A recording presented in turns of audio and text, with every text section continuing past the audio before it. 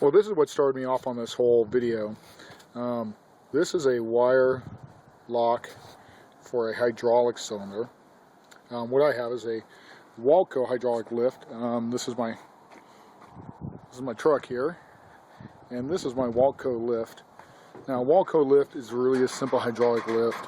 It just got a couple of seals in there.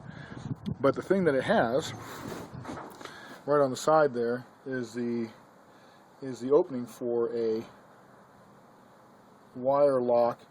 And if you've ever read up on taking a wire lock out, it has the well-deserved reputation for being a huge pain in the ass. And the reason I started this video is because they aren't kidding. That's what it looked like when I got done. Oops. This is what it looked like when I started, or this is what one looks like normally when you first put it in.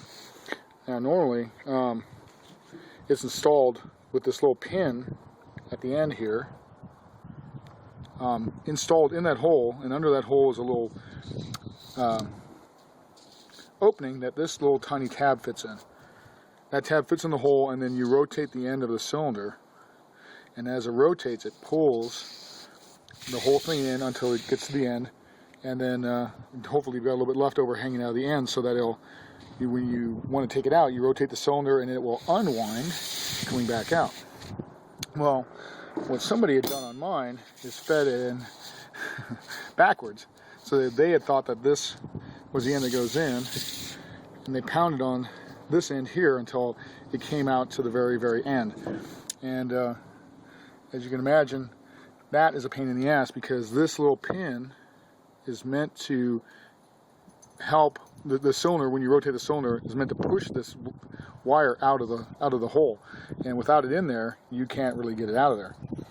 And like I said, well-deserved reputation for a huge pain in the ass anyway, but when it isn't installed properly, it's even worse. So I thought I'd make a video that kind of showed you what I did to get that out of there, because it you can't really, when it's in the hole, you can't really get a screwdriver up underneath this piece here. It is a real pain in the ass. It's up against the edge, and the edge holds it down. You can't really bend this up because this metal is actually pretty strong. So after a couple hours of messing around, I had an idea. What I really thought I needed was a wedge, so I could get something along the end here and maybe hit this edge here, and I could drive it up on the wedge, and it would start feeding out of that hole. Alright, so what I started off with was a 1/4-inch screwdriver bit. I figured this would probably make a pretty good wedge. As you can see from the side there, now you have a whole bunch of these things laying around. They're usually not really good for much. So I had this idea that that would be a good wedge. So what I did is I took one of those things and I cut it in half. You can see it there, right? See the top view of it. Cut it in half, ground down the sides, and then on this side I actually ground it to make it a little better slope. Well, see now, when I dropped it in the side of that hole, I could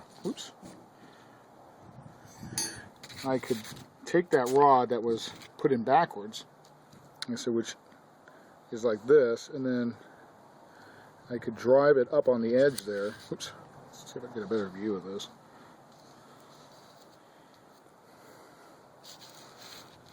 So I could hit the lip there with a hammer and drive it up this wedge and out of the hole. And actually, surprisingly, it worked perfectly the first time. I was really surprised at how well that worked. But before that, I couldn't actually make it work. It just kept binding up on the edge of the hole, and then it was a real pain in the ass. But just dropping that down inside the opening gave me enough of a lip that I could just drive it right up and out by hitting the back of this head here with actually a screwdriver, because my chisels wouldn't fit in the hole because the hole's so damn small. Well, here's a view of that hole. Hopefully it's actually turning out pretty good in the sunlight here. But see, what I'm saying is that I had this 1/4-inch wedge, and I dropped it in there just like that, and I was able to run it up the ramp. And I think a lot of people that would really help, because if you can't get that thing up, the best thing you do is run it up that edge, and it'll come right out of that hole. Now, if you're actually rebuilding a Waltco lift cylinder, it's really straightforward. You've got 3 seals that go on the plunger. So this is the back towards the very back. These 2, the rubber seal is underneath the square one. You've got 1 on the actual outside the plunger.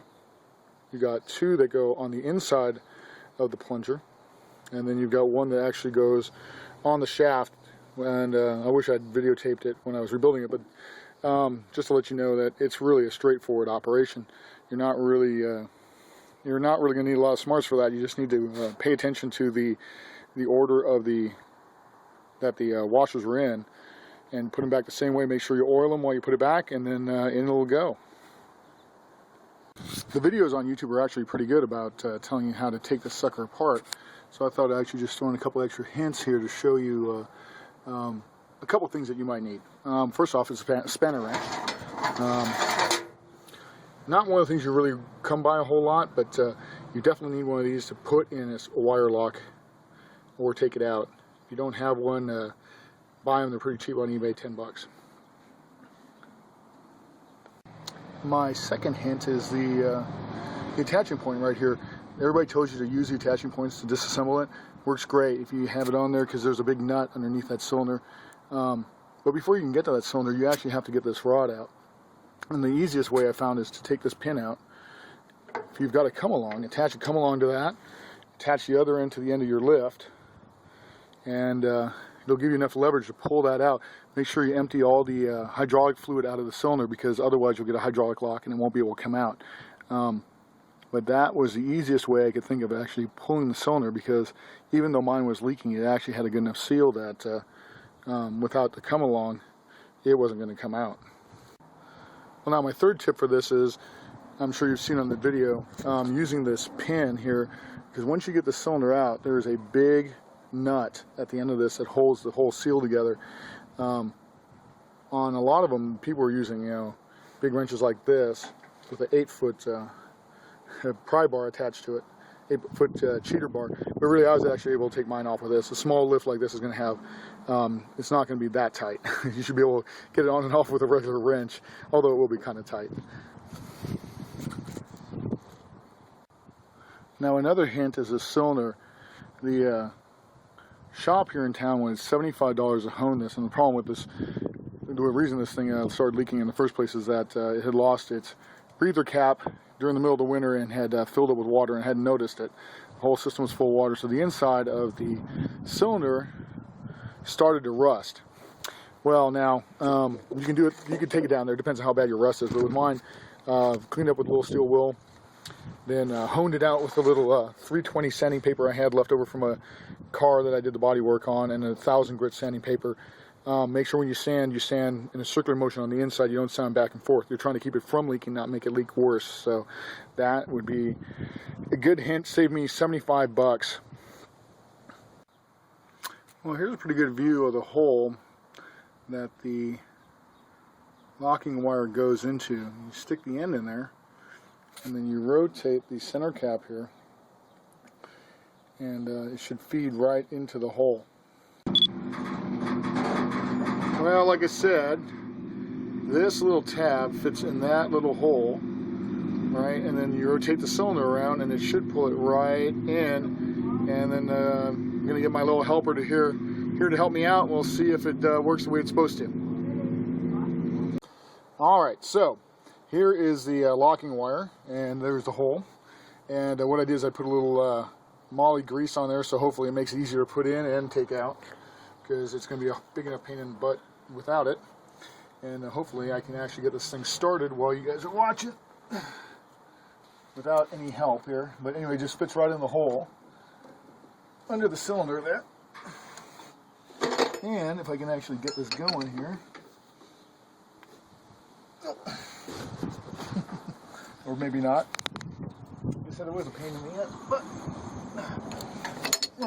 just the hole.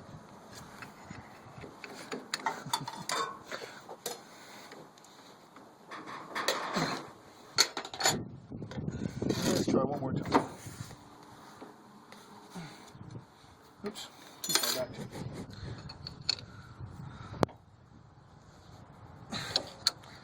Where is it? There it is. Alright, let's try this one more time. In the hole. And locked. Let's see if I can do this one-handed, because I might need two people to do this to get it started.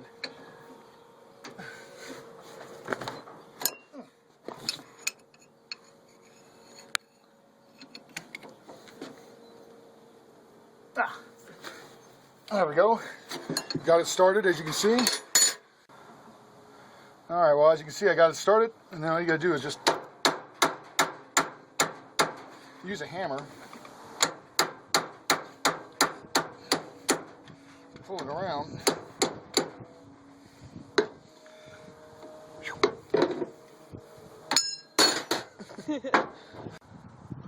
Alright, so now that's fed all the way around.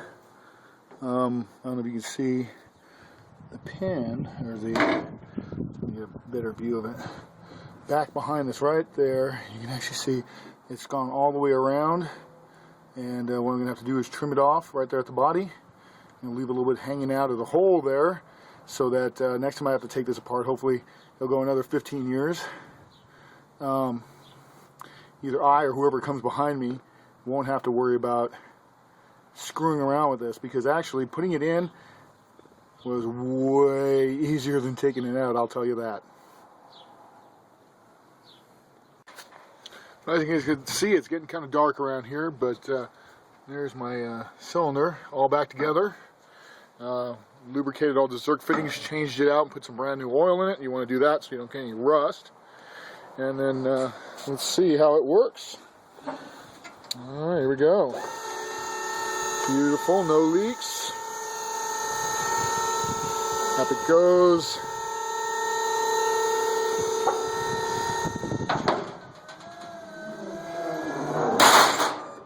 Beautiful. And that is a great lift. It's a Waltco lift, 4,000 pound lift. Hopefully I'll get another 15 years out of service before I have to take the damn thing apart again. And if you ever really want a good quality lift to go on the back of your pickup, that would be the way to go. Anyway, appreciate you watching. Hopefully this will help somebody out with their problem with their stupid wire lock retainer on their Waltco lift. Alright, bye-bye.